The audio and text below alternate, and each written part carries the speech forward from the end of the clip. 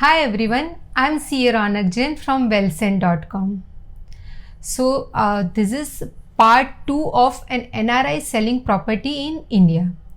जैसे कि हमने पार्ट 1 में ऑलरेडी डिस्कस कर दिया है कि एक क्या रिस्ट्रिक्शंस हैं when an NRI is selling property in India, या फिर क्या टाइप के TDS डिडक्शंस होंगे, what will be the rate, whose responsibility, that all the things is already discussed in part 1.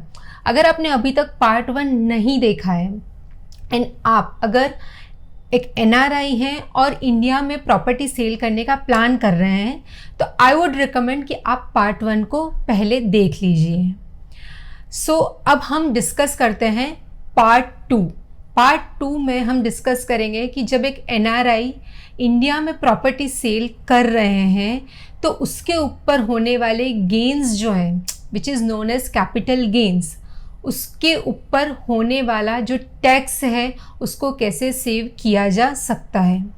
So before this, अगर आपने हमारा channel subscribe नहीं किया है and you being an NRI, अगर आपको अपडेट्स चाहिए related to taxation in India and investment in India तो आप हमारा चैनल सब्सक्राइब कर लीजिए, आपको सारी अपडेट्स रेगुलरली मिलती रहेंगी. सो आज के सेशन में हम डिस्कस करेंगे स्पेसिफिक 3 सेक्शंस जो एक कैपिटल गेन्स की सेविंग्स के ऊपर बात करती हैं. When we talk about capital gains और प्रॉफिट्स तो हम स्पेसिफिकली यहाँ पे बात कर रहे हैं long term capital gain on sale of asset और प्रॉपर्टी. तो 3 सेक्शंस हैं जो हम डिस्कस करेंगे और आपको काफ़ी हद तक क्लियर हो जाएगा कि कैसे हम टैक्सेस की सेविंग कर सकते हैं. तो सबसे पहली सेक्शन है विच इज़ सेक्शन 54.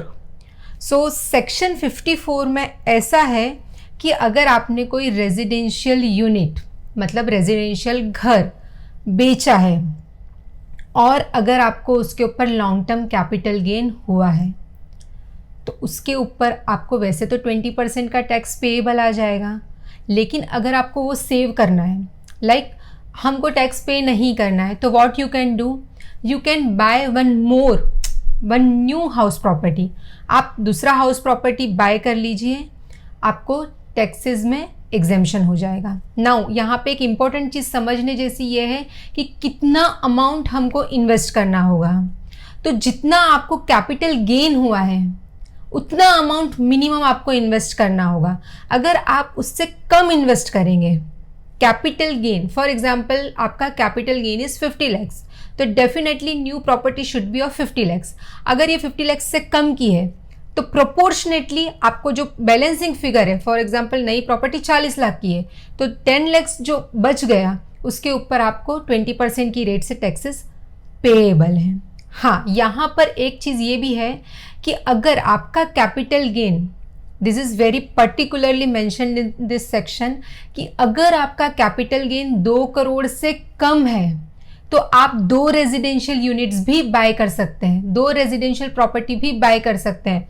बहुत सारे केसेस में ऐसे होता है कि बहुत बड़े बड़े पूर्वजों के घर थे, लाइक हमारे एंसिस्टर्स के घर थे, और वो जब बेचे गए तो काफ़ी बड़ा कैपिटल गेन्स आया. That capital gain should be less than 2 CR, तो आप 2 प्रॉपर्टी भी बाय कर सकते हैं and you can get exemption from capital gain taxes. Now what will be the timeline.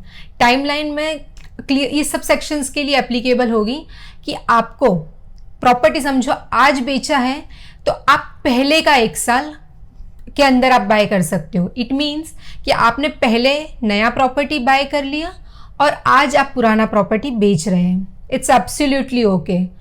और आज आप प्रॉपर्टी बेच रहे हो तो नेक्स्ट 2 years के अंदर आपको नया प्रॉपर्टी बाय करना है जो रेडीमेड है. और अंडर कंस्ट्रक्शन प्रॉपर्टी अगर आप बाय करते हैं तो विद इन 3 years आप उसको बाय कर सकते हैं, लेकिन 3rd year के एंड तक उसका कंस्ट्रक्शन कंप्लीट हो जाना चाहिए.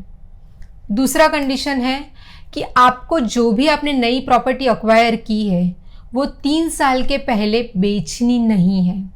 So it is very much clearly mentioned in the section कि आप नई प्रॉपर्टी खरीद सकते हैं. 2 करोड़ से कम है कैपिटल गेन तो 2 प्रॉपर्टी खरीद सकते हैं और उन प्रॉपर्टीज़ को आपको 3 years के पहले बेचना नहीं है. तो ये तो बात हुई कि एक प्रॉपर्टी बेचकर हमने दूसरी प्रॉपर्टी खरीद ली जो सेक्शन 54 में मेंशन्ड है।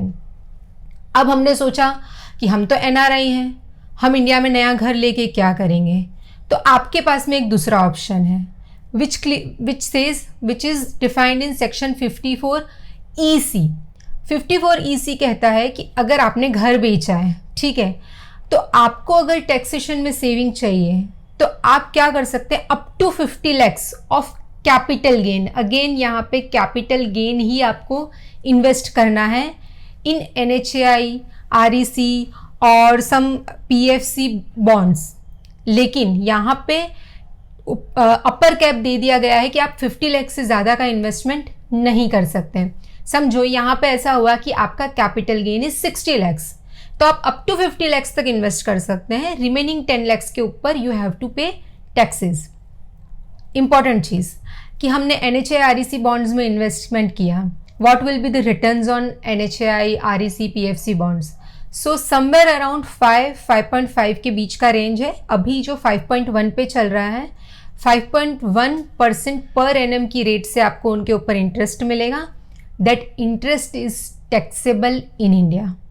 तो आपको बहुत ध्यान से डिसीजन लेना है कि हम यहाँ पे इन्वेस्ट करना चाहते हैं या नहीं।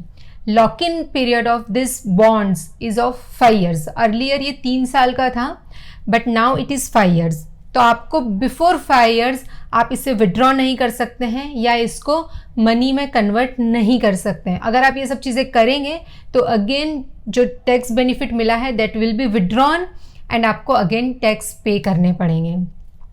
आई होप यहाँ तक क्लियर है कि हम 50 lakhs तक का इन्वेस्टमेंट कर सकते हैं, 5 years का लॉक इन है एंड 5.1% अभी जो रेट चल रही है इंटरेस्ट की, वो आपको इंटरेस्ट हर साल आपके बैंक अकाउंट में आ जाएगा। That will be taxable in India. तो ये तो थी section 54 EC। The third and last section is 54F। अभी तक तो हम बात कर रहे थे कि घर बेचा तो उसके ऊपर होने वाले कैपिटल गेन्स का क्या होगा।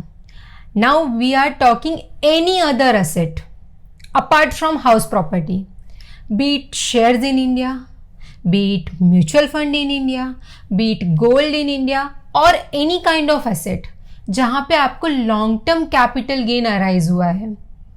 अगर ऐसा है और आप उसके ऊपर टैक्सेस पे नहीं करना चाहते हैं तो you can buy property in India and आपको वो कैपिटल गेन्स पे टैक्स पे नहीं करना पड़ेगा। लेकिन यहाँ पे बहुत इम्पॉर्टेंट चीज़ ये है कि आपको कितना इन्वेस्टमेंट करना है। तो amount of sales consideration, for example आपने 1 CR के शेयर्स बेचे हैं और 30 लाख का कैपिटल गेन हुआ है, तो आपको इन्वेस्टमेंट 1 CR का करना है। जैसे पहले वाली 2 सेक्शंस में आपको इन्वेस्टमेंट 30 lakhs का ही करना था। Amount of capital gain needs to be reinvested. Here you need to reinvest the entire sales consideration. तो वो बात आपको बहुत ध्यान रखनी है। टाइमलाइन वही है, 1 साल पहले ट्रांसफ़र के, 2 साल बाद, और कंस्ट्रक्शन है तो 3 years के अंदर कंस्ट्रक्शन ख़त्म हो जाना चाहिए और 3 years के अंदर ये प्रॉपर्टी आप सेल नहीं कर सकते हो। After 3 years you can sell this property. तो ये तो था सेक्शंस क्या बोल रही हैं, कैसे टैक्स सेविंग करना है, ये सब हमने ऑलरेडी जो लॉ में लिखा हुआ है वो सेक्शंस डिस्कस कर ली। हियर वन पॉइंट जो हम रेकमेंड करते हैं, चौथा ऑप्शन आप कंसिडर कर सकते हैं टू अवर क्लाइंटेल। कि समझो कोई क्लाइंट ऐसे होते हैं कि see I don't want to do this reinvestment and all, घर में नहीं लगाना है मुझे, NHAI REC बॉन्ड्स में भी नहीं लगाना है क्योंकि reasonably returns are very less. तो यहाँ पे आपको एक छोटा सा कॉस्ट बेनिफिट एनालिसिस कर लेना चाहिए। एनालिसिस ऐसा करना चाहिए कि समझो आपको 25 lakhs का कैपिटल गेन्स हुआ है, ठीक है। तो अगर 25 lakhs का अगर कैपिटल गेन्स होता है तो उसके ऊपर आपको टैक्स पे करना पड़ेगा 20% की रेट से, which is somewhere 5 lakh rupees. और अगर आप उसे NHAI REC बॉन्ड्स में नहीं डालते हैं या डाल देते हैं तो आपकी सेविंग्स हो जाती है 5 लाख की, तो जो टैक्स की सेविंग हुई वो, और आपने NHAI REC बॉन्ड्स में इन्वेस्ट कर दिया 5% की रेट्स पे, तो समवेयर अराउंड पूरे टेन्योर में 5 years के टेन्योर में आपको 6 सवा 6 लाख रुपए का इंटरेस्ट मिलता है। तो total amount comes to somewhere around 11 साढ़े 11 लाख का बेनिफिट आपको होता है यहाँ पे, जब अगर आप NHA REC बॉन्ड्स में इन्वेस्ट करते हैं। But there are so many people who says कि 5.1 इज वेरी लेस। तो यहाँ पे ऐसा प्लानिंग किया जा सकता है, यू पे टैक्सेस, ओके, सो 5 लाख तो हमको सीधा सीधा नुकसान हो चुका है। लेकिन अगर हम उन फंड्स को किसी ऐसी जगह पे इन्वेस्ट करें, स्पेसिफिकली म्यूचुअल फंड्स, तो समवेयर अराउंड लॉन्ग टर्म में अगर हम 12% की रेट से उसकी कंपाउंडिंग करते हैं तो total corpus will become somewhere around, जो 20 लाख बचता है, क्योंकि 5 लाख तो आप टैक्स पे कर चुके हो, तो 20 लाख जो बचता है वो 5 इयर्स के टेन्योर में समवेयर अराउंड 34-35 लैक्स का अगर 12% की कंपाउंडिंग करते हैं तो आता है। ठीक है, अब वहाँ पे आपको 11-11.25 लाख रुपए का फ़ायदा हो रहा था NHA REC बॉन्ड्स में, क्योंकि 6-6.25 लाख का आपको इंटरेस्ट अर्न हुआ था और 5 लैक्स का आपने टैक्सेशन पे सेविंग की थी, और यहाँ पे टोटल कॉर्पस बिकम्स 35 लैक्स। सो 35 तो आपका कॉर्पस है, लेकिन उसमें आपका इनिशियल इन्वेस्टमेंट है 20 लैक्स का, तो difference will be somewhere around 15 lakhs. तो 11 लाख का वो एडवांटेज और 15 लाख का यहाँ पे एडवांटेज, फिर भी आप 4 लाख एडिशनल अर्न करते हैं। एंड 25 लैक्स कैपिटल गेन बहुत छोटा अमाउंट है। Generally this amount ranges in somewhere more than definitely 50 lakhs and more than that. तो ये कॉस्ट बेनिफिट एनालिसिस करना चाहिए एक प्रूडेंट पर्सन को कि मुझे कहाँ पे ज़्यादा बेनिफिट्स मिलेंगे and what advantage I can arrive out of this money, so my money will work for me. So this kind of investment suggestions given to the earlier client. So in case you have any doubt related to capital gains के ऊपर होने वाला taxation, उसकी saving या और any other investment avenue, तो आप हमें contact कर सकते हैं, और you can write us mail or you can write us in comment section. We will be happy to help you. Thank you so much.